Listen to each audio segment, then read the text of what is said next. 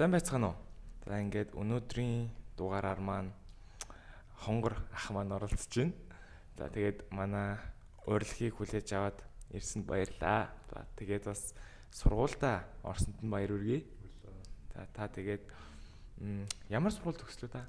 Би Сэлб гээд сансрын Мартинд дэдэг сургууль төгссөн. Сая Franklin Marshall Franklin Marshall. Мэргэжил нь ямар мэргэжлээр та аплайцсан бэлээ? Би шууд анхнаасаа бүх сургуулиуд computer science гэж аплайцсан. Бүр багасаа computer science-ийг шийдсэн байсан болохоор. CS амар өрсөлдөөнтэй. Окей. За таны college application ингээд ер нь хизэнээс баг анх яг эхэлж исэн бэ? Би ер нь нэг багасаа л нэг Америкийн үнийг шийдсэн байсан. Би бас өөрөө Америкт төрсөн. Тэгээд иргэншилтэй. Тэгээд ер нь багасаа л бас ээж маань яг Америкт сурна гэсэн надад зорилго тавьж өгсөн. Тэгээ бас яг хөө тэгээ багт бол зүгээр ээж ярьдаг л байсан Америкт сурна гэл Америкийн сургуулийн талаар би тэр ярилцаад бас харж мараал. Тэгээ яг бүрийг бэлдэж эхэлсэн бэ гэвэл нэг за карантины үеэр л юм уу да. Карантины үеэр би анх нэг college essay-гийн нэг ном өөрөө интернетээс PDF-ийг олоод хийсэн paper statement-тэй бичих талаар бас судалж модлаа. Тэгээ бас намайг 6 дугаарыг төгссөн юм бол ээж бас Америкт дагуулж яваад UC Berkeley campus дагуулж явж яг UC Berkeley миний dream school байсан гэхдээ тэнцэж чадаагүй. Тэгээд ер нь карантины үеэс XMS гээл paper statement-аар судалж эхлэв ер нь тэгж явсан. Карантин гэхээр одоо бараг 4 жил юм уу тий? Нэлээд удаан бэлдсэн юм шүү дээ. Тэгэхээр 9-өөсөө бараг юм байна тий. Нэлээд ер нь бол тий. Эрт бэлдсэндээ ер нь баярлдаг уу? Одоо баярлах л тий. Ер нь баярлах баярлж байна бас яг college хапын толцсон багт бүх юм хийхгээс сууж бас хэцүү тэгэл. За ер нь тэгтээ бараг одоо эрт ихэлсэн ч гэсэн яг дедлайн одоо нэг 12 дахь жил хүртлээр ер нь бол нэг тийм хуваарийн шахуу байддгүй байсан баг те ер нь тийм шахуу байгаагүй зүгээр ер нь бол зүгээр бүх юмаа судалсан ерөөс мэдлэгтэй байсан. Тэгээ 23 оны 100 бас би нэг томоочингийн зуны хөтөлбөрт явж байсан. Тэгээ тэнд яг ер нь бүх юмаа бүтээ ойлгож аваад нэг иймэрхүү юм байд юм байна гэж гартаа оруулаад авцсан. Тэгээ бас тэрнээс хойш нэг бүх юмаа эрчимтэй хийж эхэлсэн юм.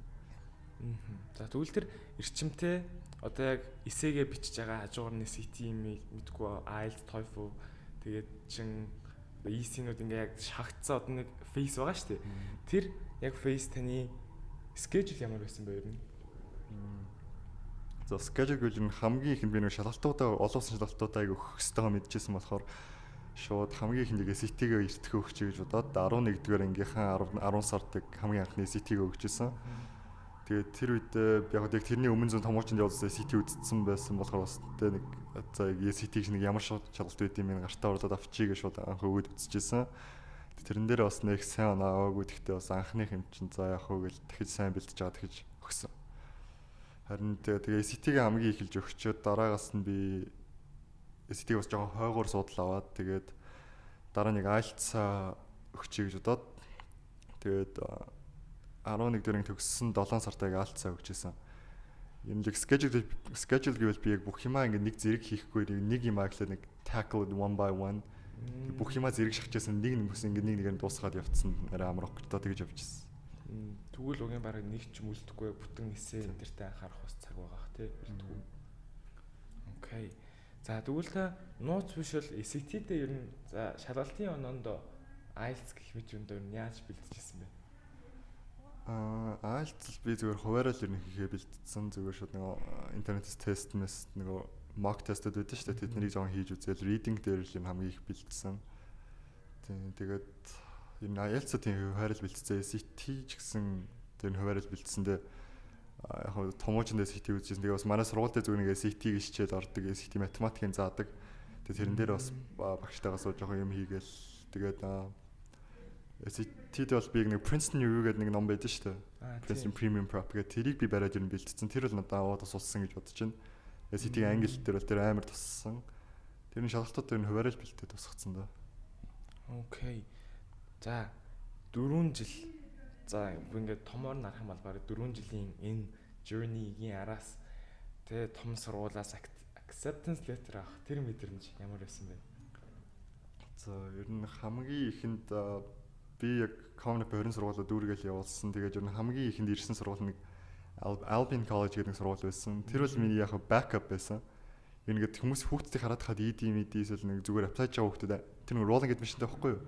Тэгэхээр нэг apply хийж хүүхдүүд хариу нэг тогтсон өдөр биш шууд ингээд нэг нэгээр ирээ явчихдаг эртплаад эртээр нэгээд тэг хүүхдүүдийг хараад хаад нэг хүүхдүүд ороод тахам за энэ жир нь орчих юм байна гэж шууд backup болгоод тэрийг авчихсан. Тэгээ тэрнээс хамгийн түрүүнд acceptance аваад баг 100 төгссөн тэтгэлэг аваад тэгэл за яад ч байсан бүр бүх сургуулиуд тэнцдэг юм аа гэж нэг зүгээр муугаар бодоход ямар ч зэн тийш явж болох юм байна гэдэг юм санаа амарцсан гэх юм. Тэгээд араас нь post college-ийн decision нэрэл тэгэл нэрч аалдаг нэг нь тэнцэнгүүтээ маргааш нь нөгөөтгт нь тэнцэхгүй аваад тэгэл явчихсан. Тэгтээ яг хамгийн их хүсч хүлээжсэн бол би ED-г Stanford руу явуулчихсан. Тэг Stanford дээр би бол уг нь өөрийгөө авах хичээсэн юм бас Stanford сурдаг нэг хүнээс холбогдоод counseling аваад тэг SMC-гээ үзүүлээд бүх юма тэрүүнд хариуцуулаад тэгээд явчихсан. Тэгээд Stanford-ийн ED-г хариу хүлээгээл бүр их хүсчихсэн тэнцгийг бол тэгтээ яг тэнцэж чадаагүй тэгэл 11 сарын 1-нд апплайд ч бол хариу нь хийзээ ирлээ дээ. Тэгээ хариу нь ирэхэд тэгэл бүр өглөө яг ирэх цагийн бүр тавалцсан сэрүүлэг тавьчихсан. Өглөө нэг нойрмог юм ороосоо босоо шууд лаптоп нэгээл амар санаа зовоо сондраал view decision гэдэг тавчаад арсан ч тэгэл тэнцээгүй байсан.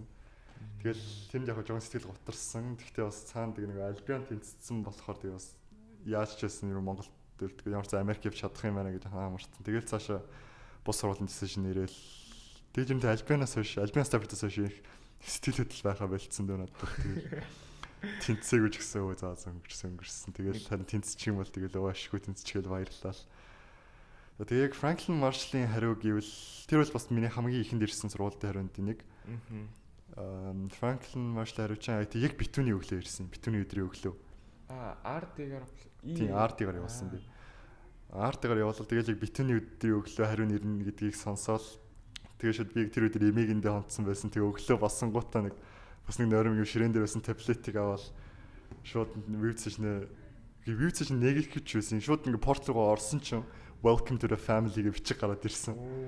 Тэгэхээр тэр жоохон excitement жоохон байхгүй болгоцсон гэх юм шүү. Decision араагүй тэгээ мэдчихээр. Тэгээд би тэр үед яг бүрээ ойлгох юм welcome to the family гэж юм бас гайхаа. Тэгэл юу л view decision letter харсан чинь congratulations гэдэг бичиг харагдал дээрээс нь confer юунаа. Тэгэж амар баярлжсэн. Тэгэл имээ бас тэрийг бас нэг ээжээс сонссон хариу чи ирсэн үг л намайг боссон чинь тэгэл имэйл хэлээл. Тэгэл тэр баярлалаа. Тэгэл би нэг ээж рүү залгаж хэлээл. Тэр үед амар яг баярлсан. Тэр Franklin Marshall-аас амар өндөр тэтгэлэг авцсан байсан. Тэгэл тэр үедээ баярлалаа. Тэгэл бас цаана дахиад зөндөө сургуультай хариу яг үлдсэн байсан болохоор за ямар ч байсан альбионд явахгүй ямар ч гайгүй сургууль гартаа оруулчлаа гэж бодоод тэгэл бос decision-тэй хүлээсэн. Битүүний өглөөхөр тэ шинэ жилийг баг тэ гоё хариутай ухацсан юм биш үү? Окей. За 4 жил гэдэг чинь бас ер нь урт хугацаа тийм үү? Яг энэ хугацаанд шантарч исэн те нэг тийм амар overwhelmed болоод нэг ингээд нэг унжсэн үе муу байгаа юу тань? Байгаа бол яаж давж исэн гэх мэт. Яг тийм overwhelmed болоод сэтгэлээр унсан гэвэл бас яг байсан. Яг тийм нэг application season үеэрлэг тиймэрхүү юм тохиолддог байсан. Тэгээд яг application season-аар ED-гээ явуулчихвал нэг Stanford-ийн хариуг ирэхэд бас ловоо гутарч исэн.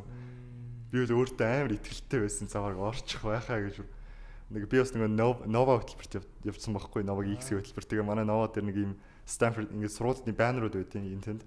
Тэгээ би чинь бүр тэнд байхдаа тэр Stanford-ийн туг мөнгө залбирч хэлбэрээ суугаад идчихсэн. Бүр тэгтлээ их хүсчихсэн. Тэгэл тэгж тэгчээд тэнцээгээр авахаар жоохон хэцүү байсан. Тэгтээ бас за яг нүдээ юм энэгээр дуусахгүй гэх дахиад цаана дахиад зөндөө сургуулийн хариу байгаа гэдэг би яаж ч ясаа орно гэсэн тэгээ өөрийгөө жоохон зоригжуулаад тэгэл цаашаа явчихсан.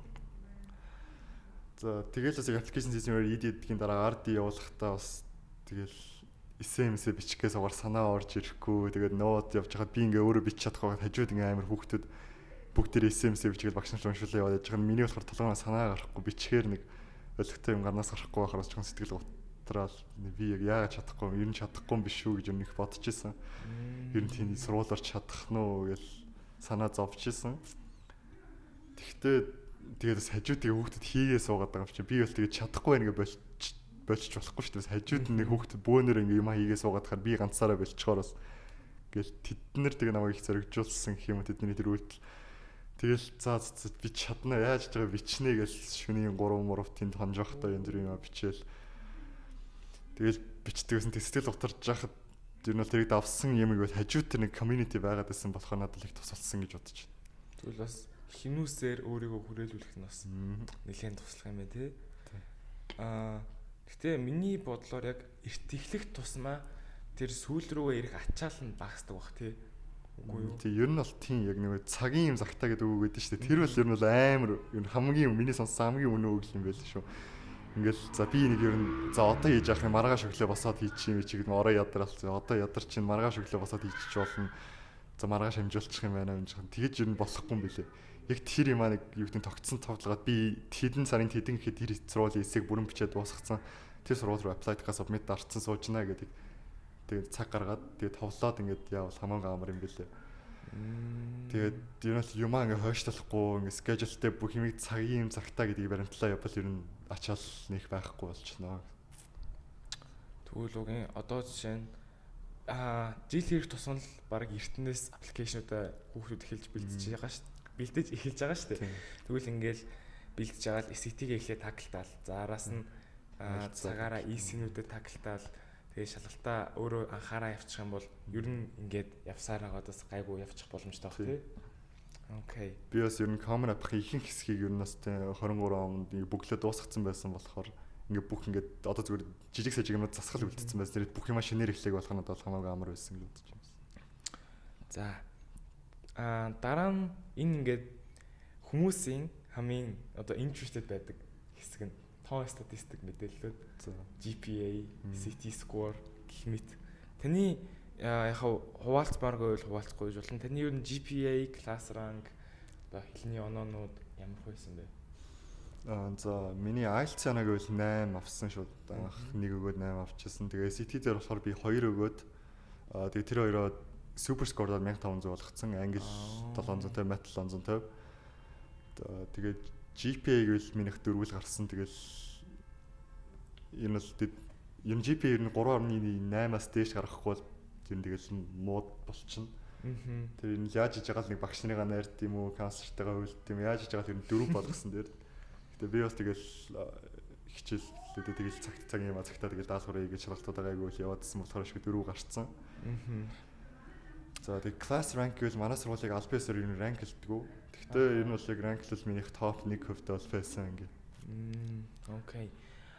EC юу байсан бэ? EC гэвэл ми ер нь тал юмнууд хийцэн байсан, волонтерч байсан, мэргэжилтэй холбоотой чинь байсан, tutoring ч байсан, тэгээ family responsibilities яг бүх юма тэнцүү бүртгүүлээ явцсан.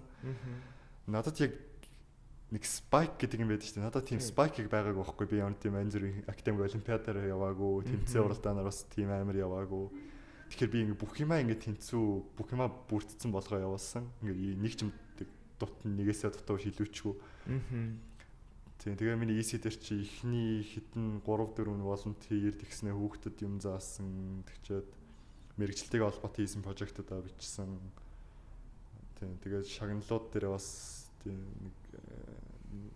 тийм шагналуудаа бас дүүргээл явуулсан. Тэгэл энэ бүх юмаа бүтэн дүүргээл явуулсан да. Ер нь амар all rounded байсан юм байна тий. Би ингэж боддоггүй ингээд application явуулж байгаа ингээ хоёр төрлийн байдаг. Нэг нь ингээд яг all rounded бүх юм нь одоо тий дунджаас сайн, бараг сайндаа ингээд бүх юм байна уу байхгүй бараг байхгүй. Тэнгүүт ингээд нөгөө талд нь яг нэг амар сайн юм тий. Чинь олимпиад үзүүлсэн эсвэл EC-ийн бүр тулцсан ч юм уу тий. Ер нь team 2 танд ер нь өөр байна гэж бодож байна эндээс. Би ер нь бол team 2 өнцгөр хардаг байхгүй аппликейшнийг. Миний хувьд ч гэсэн ер нь бол аппликейшнийг бас team 2 байж байгаа. Нэг бол амар well rounded эсвэл нэг юм тултал нь явцсан тийм хөлтөж болно. Гэхдээ бас миний бас нэг өөрийнхөө аппликейшнлаар бод нэг гайгүй байсан гэж бодож байгаа юм бол би EC-нүүдээ ингээд нэг юм оролдоод хаяад байгаагүй нэг юм аяг заавал удаан хугацаагаар амар хийсэн байсан. Жишээ нь миний EC-ийн нэгт байсан билүү Interactive гэх нэг юм байдаг байхгүй. Нэг Rotary International байгууллагын high school зориулсан тийм жижиг organization гэх юм уу. Тэгээд тэрийг сургууль дээр би анх байгуулахад нь хамт байгуулаад тэгээд 9 дугаар ангиас хойш 11 дугаар анги хүртэл хийсэн. тэнд байсан тэгээ нэг тийм volunteer organization аахгүй. Тэгээд 9 дугаар ангид би чинь анх graphic designer ороод 2 дахь жилийн 10 дугаар ангидаа secretary болоо. Тэгээ 11 дугаар ангидаа president болоо тэгээд дуусчихсан. Тэгээ тийм нэг юм ингээд удаан хугацаар хийгээд dedication харуулвал бас сайн байх гэж бодож байна. Окей. За тэгвэл эсэ аппликейшны нэлээд том порт. Та PS ер нь яаж биччихсэн? Хэр хугацаа зарцуулж ирсэн бэ? PS дээр бол би чинь бол тэгж анх нэг өдөр кантинээр нэг эсэ бичих бахаас санаа бодол өмнө драфт гаргадаг байсан. Тэгэл ер нь ингээд толгойд орж ирсэн санаа болгоноор нэг хагастай юм бичээд эсэйг бүгдээр ингээд бүтэн эсэ гаргах албагүй тэгэл санаа гарч ирэл тэгээ бичээл нь тэгээ дундаасаа таалагдахаа явцгүй байгаад байвал тэгэл хаячаад дараагийн санаа руу ороод тэгэл янз бүрийн драфт гаргаж ирээд нэг удаа чинь би бүр сүлдээ бүтгийвэл өглөөний цайны талаар бичих гэж үзсэн. Өөрөө өглөөний цайнад л их чухал хэсэг тэрийг бас харуулад тэрийг нэг өөрийнхөө амьдралтай болж бод. Тэгэл ер нь санаа гаргасаар гоод сүүлдээ нэг 24 оны 101 хэсэг бичиж яхад нэг санаа гарч ирж ирсэн. Тэгээд тэрийг яг бариад бичсэн. Тэрнээс хойш уг дахиад зөндөө драфт гарсан. Тэгээд энэ ямар ч явцсан аахгүй. Тэгээ өөрийнхөө өмнө бичсэн драфтыг харж агаад тэр санаа нэг бусдаас арай гоё харагдаад арай биччихмээр харагдаад бахан. Тэгээд тэрийг бариад бичсэн. Окей. Та ер нь эсэ бичээд tip advice гэвэл ер нь ямар хөө? Tip гэвэл танаас сая хэлснээр энэ зөв толгойд чинь нэг санаа орж ирэл тэрийг зөвөр биччихээ дээ. Нөт дээр тэмдэглэл гадуур явж хаснаар бол нөт дээр тэмдэглээл тэгээд гэртээ очингуудаа нэг яг интро юм уу body paragraph яаж чагаа бичих гээд үз. Тэгээд юм тийм нэг жижиг сажиг драфт гаргаал байвал тэгээд сүүлдээ нэгийг сонгох юм уу эсвэл нэг 2 3 драфтаа нийлүүлээд нэг эсэ болгох юм уу яа ч олон драфттай байхад бол нэг бүтээ эсэ гараал ирнэ. PS дээр надад тийм зүйл байна. Окей. За тэгвэл одоо ингээд тэнцсэн байгаа хонгор 9-10-т дөнгөж яг за college application гэж ийм байт юм байна. Энд дээр бэлдэж эхлэх ёстой юм байна гэж анх эхэлж байгаа өөртөө гоё зөвлөгөө өг гэвэл та ямар зөвлөгөө өгөх вэ? Зөвлөгөө гэвэл тэгвэл би баг яг нэг application spike оруулчих болох байсан баг. 9 дугаар ангиасаа тий олимпиад өгөөд нэг яг тэр үед би тийм spike гэж арай мэддэггүй тань зүгээр college app-ыг ерөнхийдөө мэдсэн байсан. Тэр үеэсээ би юу гэдэг нэг физикийн багшаа барьж аваа сайн суугаад нэг физик олимпиадаар явцсан бол надаас арай нэмэр болох байсан болоо гэж бодож байна.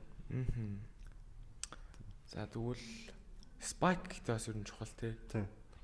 За тэгвэл Franklin Marshall-д орчлоо. Одоо яваад очоо сургууль дээр одоо хийхийг хүсэж байгаа тийм гоё юм байна уу? Хийхийг хүсэж байгаа гэвэл клуб маягийн ч юм уу? Клуб гэвэл би ч юм 9-11-т бас нэг волейбол хагас тоглол явдаг байсан. Тэгээд энэ 12 дугаар ингээд шууд хаягдсан зүгээр.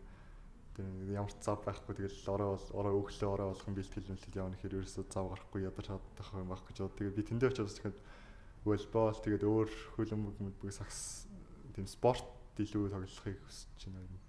Уу ямар өндөр юм биш тийм. Өндөр нэр хэд байсан бэ сая? 187 байгаа хаа. За. Гоё клуб Franklin Marshall гоё сонирхолтой клубүүд үү юм уу? Клубүүд нь бол зөндөл клубүүд үү юм байлээ. Тэгээ би яг бүр клубүүдээ бүрэн судалж чадаагүй л байгаа. Тэр нь л тэгээ таалагдж байгаа ормоор клуб чинь байхгүй бол өөрөө ч нээчих болно. Тэгээд ер нь амар гайгүй юм билээ. Төрөл төрлийн клубүүд байх шиг үлээ бас. За тэгвэл таны recommendation letter багшийн тодорхойлох цагтлыг та ямар багшаас яаж авч ирсэн? Recommendation letter гэвэл угаасаа ойлгомжтой нэг үл counselor-аас аавна. Тэгээ би чинь counselor хаараас хэдэн 7 хоног гүүгээл за багшаа нэг ийм бичээрээ ингэж чишүү гэл та одоо би ч өгч ийн гэж ер нь шалгаасаар аваад араас нь ноолсоор аваад яриа гэж нэг шугайгүй юм бичүүлээд авцсан. Тэгээд дараагийнх нь би матем багшаас авсан. Тэгээ матем багш нь монголоор бичиж өгөө тэрийг би өөрөө англиар хөрвүүлээд тэгээд би болчихсон. Тэгээд дараагийнх нь тийм манайд бас нэг 11 дээрэн хүртэл багшлсан нэг гадаад багш байсан. Тэгээ би тэр багш өөрөө тэгээ гадаад сурах га явцсан байхгүй доктор хамгаалахаа. Тэгээ би тэр багш руу мэйл бичээд нэг college apply гад танаас recommendation авах хүсэлтэй байна. Та намайг сайн мэднэ гэж бодож байна гэдэг тэгээд мэйлэр гуугаад тэгээ бас нэг гайгүй recommendation бичлээд авчихсан. Тэгэхээр надад ер нь энэ төрөл 3 recommendation байсан. Optional нэг addition бол авч байгаагүй юм те. Тэгээ ер нь би сургуулийнхаа recommendation-ыг ихэнх нь тулгаал явуулсан. 2 recommendation аваад гэл хоёрыг явуулаад нэг ер нь л ихтэй нэг 2 3-ыг шаарддаг юм дөө. Окей. Тэгвэл энэ journey-д гоё дурсамжууд байна уу? Яг нэг тийм толгоонд чинь яг ороо үлдсэн бөөнөрөө нэг газар тий агуулах тондог ч юм уу. Зөвөр арай агуулах томтлоо гэж яваг л дээ. Гэхдээ яг нэг ноод явж хад бид нар бас амар олон шин тэндээ хонж манаад хаймаа хийдэг байсан. Тэгээд тэр шинэл надад их дурсамжтай байсан. Тэгэл нэг шүн тэгээд шүнжэнгөө эсэ бичээ суунах гэж байхгүй ш. Тэгээ бөөнөрөө суугаад юм ярин тоглоом. Тэгэхдээ бас тэд нар бол их дурсамжтай байсан. Тэгэл нэг шүнжэнгөө би нэг новынхан гартыг хэрүүл хийж суучсан. Тэгээ тэр мөрөл их дурсамжтай л байсан. Тэгээ бас тэр нова X-ийн нэг гартаа би нэг шүн болох нь шөнийн 3 цагт лок хийнэ гэж суугаад юм аяж гал дундаас нь хаяалцаа зэ бүтэхгүй мөрөж хаяал тэгж явчихдаг байсан. Тэр дурсамжууд надад их гоё байдаг. Яг тэр үед мэдхгүй ч гэсэн ирээдүйд бас гоё дурсамж болдог бах тийм юмнууд. За тэгвэл та энэ бичлэгийг үзэж байгаа одоо дүүнер та тий дөнгөж 9 10 одоо магадгүй 12-д орж байгаа дүүнер та зориулаад өөрийн зүгээс гоё зөвлөгөө өгвөл ямар зөвлөгөө өгөх вэ? Зөвлөгөө гэвэл зүр юмаа эртнээс л хий. Тэгээ ер нь хизээч яг оройтсан гэсэн юм байхгүй. Чин манай ингээ нэг гаруй сая бүр өнгөрөөл анх Монгол сурны шийдсэн байж байгаа. Тэгээ сая баг 3 сард анх гадаад явах ер нь бодолтой болоо. Тэгээ бүр 3 сард хамаг юм дууссан байгаа шүү дээ. Тэгтэл бас надаас тусамж аваад тэгээ би хамт суугаал хамаг юм хийгээл тэгэл бас нэг 5 6 сургууль тэнцээд нэг нь явахаар болцсон. Тэр нь хизээч хитрхи оройтсан гэсэн юм байхгүй. Гэхдээ яг хөө ингэж тулгаж хий гэж байгаа юм биш. Гэхдээ найзлах эртнээс эхэлсэн нь бол ирээдүйд чамайг хамаагүй амар болох нь хамаагүй ажиллаж хөнгөвчлөөд өгчин. Бас яг нэг 11 сарын 1-ний өмнөх шөнө хамаг юм тулцсан нэг эсэч нь бүрэн болоогоо суужаад бас хэцүү шүү дээ. Тийм. Эцэст нь заяа. Таны ингээд бас нэлийн удаан үргэлжилсэн journey байгаа юм байна. За тэгээд эцэст нь нэлийн бас том сургуульд орсон байна. Энэ journey-га базаад how гэдэг нэг асуултанд хариулвал яг нэгэн үгээр та ер нь яаж хариулах уу? How did I get into this school? За ганцхан үгэнд гэвэл Okay, yeah, I would say dedication. Dedication. Okay. Тэгээд дунд нь яг юу ч гэсэн би яаж ч гэсэн ер нь бүх юмайг дуусгах нь гэсэн зорилготойгоор л явсан. Ер нь ямар ч сургууль гисэнсээ дундаас нь хаяа гэдэг яаж чад дуусгасаар байгаа л явсан. Okay. Тэр бол надад их туссан гэж бодож байна. Dedication. Okay. John Hopkins өөр Монголоос энэ жил яг хэдэн хүүхэд тэнцсэн бэ? Franklin Marshall. Тийм тийм уучлаарай. Энэ жил миний мэдж байгаагаар бол ингэ Монголоос энэ жил надтай нийлээд 3 4 хүүхэд тэнцсэн. Тэгээ одоо яг явах гэж байгааг нь мэдж байгаа бол би нэг Монголоос надаас өөр 3 хүүхэд байх шиг байсан. Та дөрөв гоё очоод юм гэж ярьж байна уу? Би яг явах гэж байгаа хүүхдээс нэгэнтэй л танилцсан нэг охинтой. Дээр тэр амсагийн мэтээр танилцсан. Тэрс яг очиод хийн минь гэж юм л яриаг байгаа. За. Тэгвэл ингээд өнөөдөр хоёулынх нь ер нь бол ярих юм дуусчлаа. За тэгээд танд урилгыг маань хүлээж аваад дахиад ирсэнд ахиад баярлалаа. Тэгээд сургуультай очиод сурлагын өндөр амжилт хүсье. Чиний бас коллежид амжилт хүсье. Сайн сургууль ороорой. За баярлалаа.